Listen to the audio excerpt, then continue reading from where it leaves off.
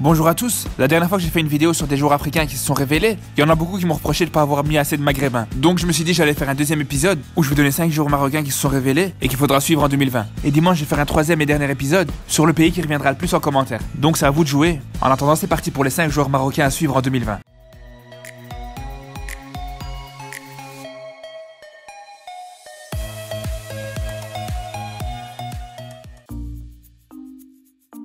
À la 5ème place, je vais mettre Imran Louza. C'est le seul joueur de ce classement qui a pas vraiment choisi le Maroc, mais son choix il est pas encore définitif. Mais je voulais vraiment parler de lui parce que c'est un joueur très intéressant. Il peut vraiment jouer à plusieurs postes. On a déjà pu le voir en tant que milieu offensif ou en tant qu'ailier, où il est très utile surtout avec son apport défensif. Parce qu'à la base, il faut savoir qu'il a été formé en tant qu'arrière droit, et quand on le voit jouer plus haut sur le terrain, on se rend vite compte qu'il a gardé des très bons réflexes en tant que défenseur. Et c'est quelque chose de très utile pour une équipe, surtout quand elle veut garder un score. Tu sais que t'es capable de jouer avec un joueur offensif comme lui, avec d'énormes qualités défensives. Mais au final, il faut savoir que son poste de prédilection, c'est plus un rôle de milieu relayeur. Mais bon, à Nantes, entre Mehdi Abed et Abdoulaye Touré, ça va être très compliqué pour lui de le voir prétendre à une place de titulaire à ce poste. C'est pour ça qu'on a plus l'habitude de le voir devant ces deux joueurs, même si c'est vrai que de temps en temps il y a quand même un turnover entre lui et Mehdi Abed. Mais sinon pour moi la plus grande qualité de Louza, c'est sa capacité à prendre très vite l'information avant même qu'il touche le ballon. D'ailleurs pour vous donner un exemple pour que vous réalisez à quel point sa vision du jeu elle est incroyable, il faut savoir que tous les buts qu'il a marqués avec Nantes jusqu'à présent, c'était à chaque fois sans même contrôler le ballon. Il a pas besoin de contrôler parce que chaque fois avant qu'il soit servi par son partenaire, il a déjà pris l'information. Et ça pour le coup c'est une très grande qualité pour un footballeur.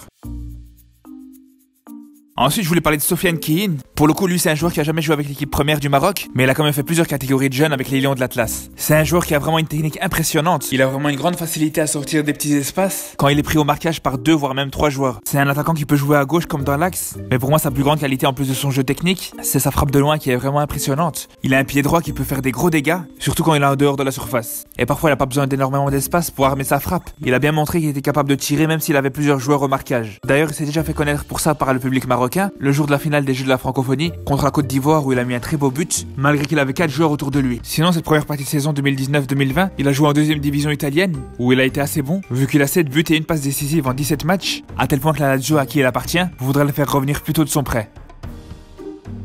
Ensuite, il y a aussi le petit Selim Amala. Les Marocains ont commencé à le découvrir le mois d'octobre dernier avec ses premiers matchs avec l'équipe nationale du Maroc. Déjà là, il avait fait une très forte impression, même s'il n'a pas été décisif, il a eu un rendement qui donne des bons espoirs pour la suite. Mais ce qui fait vraiment qu'on peut parler de lui comme une révélation, c'est bien sûr surtout ses performances en club, parce que les 2 saisons précédentes, il était très peu connu, il commençait seulement sa carrière de footballeur professionnel, et franchement cette année qu'on arrive au Standard de Liège, qui est un club mythique en Belgique, beaucoup de grands joueurs belges ont été formés dans ce club. C'est le cas de Witsel, Thomas Meunier, Fellaini, Chadli, Benteke ou encore Batshuayi. Donc quand Amala est arrivé au Standard, il n'y a pas beaucoup de personnes qui ont cru qu'il allait s'imposer dès la première saison. Et pour le coup, non seulement il a réussi à devenir l'un des principaux piliers de son équipe, mais en plus il a réussi l'exploit d'avoir déjà marqué 8 buts, dont 2 en Europa League. Et d'ailleurs je pense que vous avez tous vu son très beau but contre Arsenal. Mais pour moi ce qui fait vraiment la force de ce joueur, c'est sa polyvalence et sa capacité à être vraiment très complet. Parce que non seulement il peut jouer à tous les postes de l'attaque et à tous les postes de milieu de terrain par numéro 6, mais il peut surtout se vanter d'être assez bon dans tous les domaines, sans non plus être totalement hors du commun. Pour vous donner un exemple, pour ça on pourrait le comparer à Thomas Müller.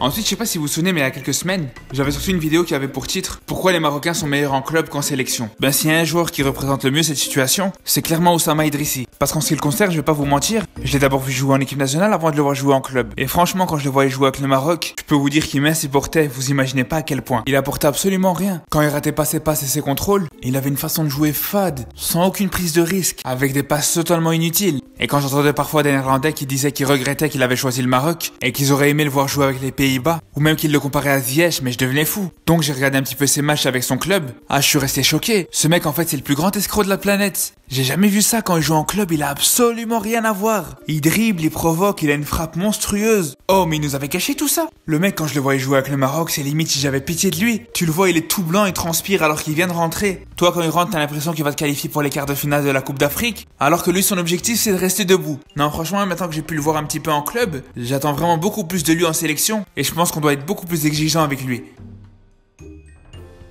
Enfin, pour terminer, pour moi, la plus grande révélation marocaine cette saison, c'est Sofiane Amrabat. Je vais être très court en ce qui le concerne parce que j'ai déjà beaucoup parlé de lui. Je vous avais déjà dit dans les analyses de mes derniers matchs du Maroc que c'était vraiment mon plus gros coup de cœur. Et pour le coup, c'est tout à fait logique. Après la retraite internationale de Karim El Ahmedi, j'avais beaucoup d'inquiétudes concernant le poste de numéro 6 avec le Maroc. Je voyais vraiment personne qui avait les épaules pour prendre les relais. Et pour le coup, même Sofiane Amrabat qui a joué plusieurs fois à ce poste par le passé avec le Maroc, il avait jamais convaincu. Mais franchement, cette saison, il a montré un visage totalement différent, à tel point qu'il paraît que même Naples serait vraiment intéressé par lui. Après, je dis pas forcément que ça serait une bonne chose qu'il y aille, mais c'est juste pour vous expliquer à quel point il a pris une grande dimension. Mais bon, si vous voulez en savoir plus de ce que je pense sur lui, vous pouvez aller voir mes analyses de Maroc-Burkina Faso ou Maroc-Libye, où je donne vraiment mon avis sur lui en détail. Donc voilà pour cette vidéo, on se retrouve dimanche comme promis, avec une vidéo sur 5 joueurs à suivre sur le pays de votre choix, donc abonnez-vous si vous voulez pas la rater. Sinon en attendant, prenez bien soin de vous.